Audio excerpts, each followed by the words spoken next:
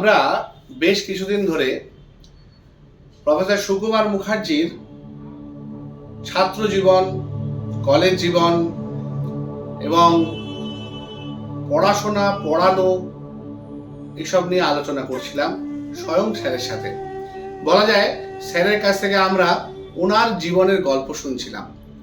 আজকে আমরা শুনবো একটা মানুষ ইউকেতে গিয়ে কি কঠিন পরিস্থিতিতে এই রকম একটা জায়গায় আজকে পৌঁছেছেন। এডিনবারার এমআরসিপি এবং ইউকের এমআরসিপি, দুটো এমআরসিপি উনি একসাথে পরীক্ষা দিয়েছিলেন। দুটোর মধ্যে 2 সপ্তাহের গ্যাপ ছিল। একটা পরীক্ষা দিতে যাওয়ার সময় আরেকটা শুধু রেজাল্ট নয়, উনি জানতে পেরেছিলেন ওনার বাবা ইহলোক ত্যাগ করে চলে গেছেন। কিন্তু মা সেখান থেকে বলেছিলেন যে না আসতে কলকাতায়, বরং তার জায়গায় ওখানে পড়াশোনা করে চাকরি জয়েন করতে, যাতে বাড়ির ধার মেটানো যায়। কারণ উনি বিদেশে গিয়েছিলেন ধার করে, এবং পরিবারে আরো বিভিন্ন কারণে ধার দেনা হয়েছিল। 7 ভাই বোনের সংসারের জ্যেষ্ঠ পুত্র প্রফেসর সুকুমার মুখার্জি। আমরা তো ওনাকে ডাক্তার হিসেবে চিনি, ওনাকে একজন দিকপাল ফিজিশিয়ান হিসেবে চিনি। তার জীবনটাও কিন্তু কম কষ্টের ছিল না। চলুন আজ ওনার মুখ থেকেই এই রোমহর্ষক অথচ ইন্সপায়ারিং গল্পগুলো শুনি।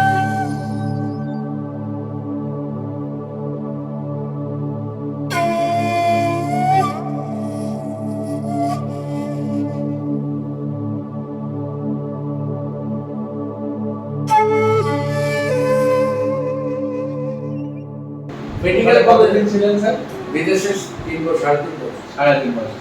আমি গেছি যখন তখন সেটা মান্থ অফ ডিসেম্বর, 11 ডিসেম্বর, প্রচন্ড ঠান্ডা। 1966।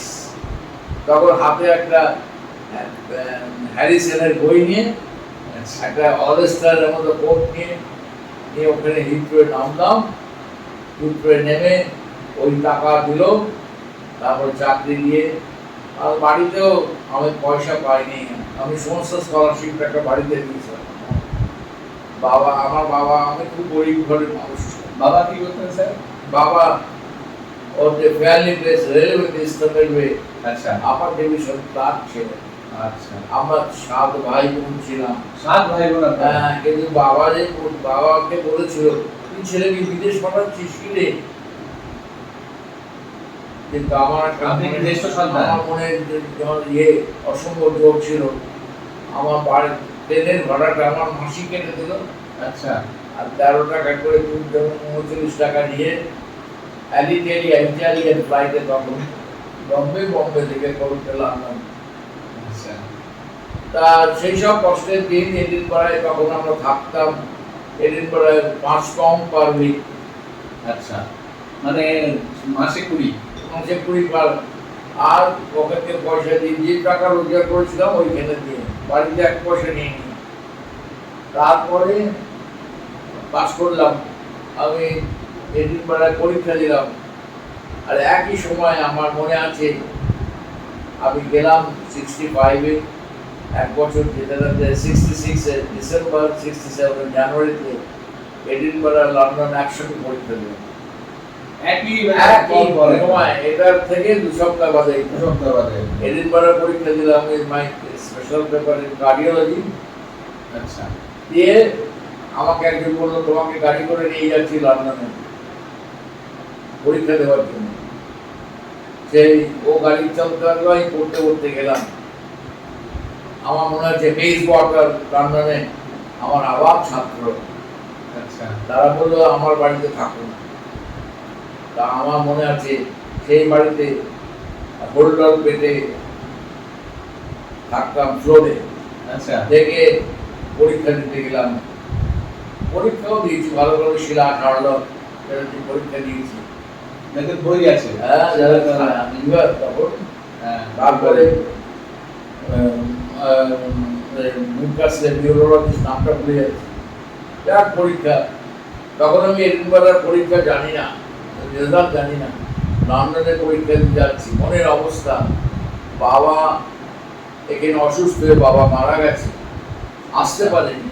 ওই সময় হ্যাঁ, বাবা মারা গেছে জুলাই মাসে, বাবা আসতে পারেনি। মা বললো আসতে হবে না, তুই পর পাস কর, যে ধার শোধ কর। সেই বাক্য শুনে আসতে পারেনি। একসঙ্গে পরীক্ষা দিয়েছি। তারপরে এডিনবারায় পাস করলে সাদা চিঠি, ফেল করলে লাল চিঠি। আমি লন্ডনে বসে শুনলাম যে হ্যাঁ, এডিনবারাও সাদা চিঠি এসেছে। বাহ, এটা খুব ভালো সিস্টেম। এডিনবারা আর লন্ডনে শুনলাম তখনকার দিনে first part, second part, third part. আমি সেকেন্ড পার্টে এমন ভালো পরীক্ষা দিয়েছিলাম, আমার থার্ড পার্ট দিতে পারিনি। ইউর এক্সাম বাহ বাহ, তো অসাধারণ। এই কজনের হয়েছে সন্দেহ আছে? থার্ড পার্ট দিতেই হয়নি তখনকার। থার্ড পার্ট আমার সেকেন্ড পার্টে বললো তুমি এমআরসিপি লন্ডন, ওদিকে এমআরসিপি। অসাধারণ। এই করে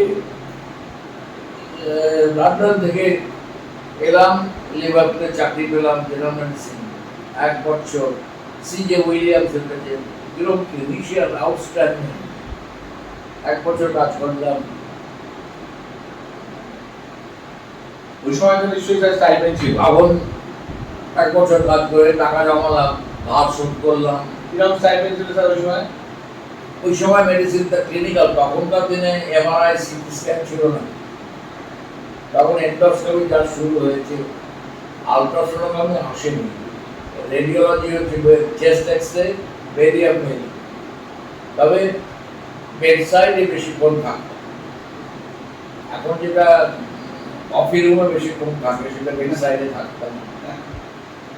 এই করতে করতে মেডিসিন শেখা হলো। আমার ইচ্ছে ছিল আমি কার্ডিওলজি স্পেশাল পেপার করেছি, কার্ডিওলজি করব। আমি লন্ডন চেস্ট ইন্টারভিউ দিলাম। লন্ডন চেস্ট আমি রেজিস্টার হয়ে গেলাম লন্ডনে। 1.5 বছর কার্ডিয়াক ক্যাথেটার, 100 ক্যাথেটার তখনকার দিনে, এনজিও সব আমি করে সব পারেন। ওটা তো কার্ডিয়াক সাইডে সবই পারেন স্যার। জেনারেল মেডিসিনের ট্রেনিং, কার্ডিওলজি ট্রেনিং করে আমাকে সরকার বললো তুমি চলে এসো। কেমন লাগছে আমাদের মেডিকেল কলেজের দেখভাল মানুষগুলোর এই ধরনের অচেনা অজানা গল্প শুনতে? ভালো লাগলে সাবস্ক্রাইব করবেন, যাতে আপনাদের কাছে লিংক পৌঁছায় এবং আপনারা সেটা দেখতে পারেন। নমস্কার।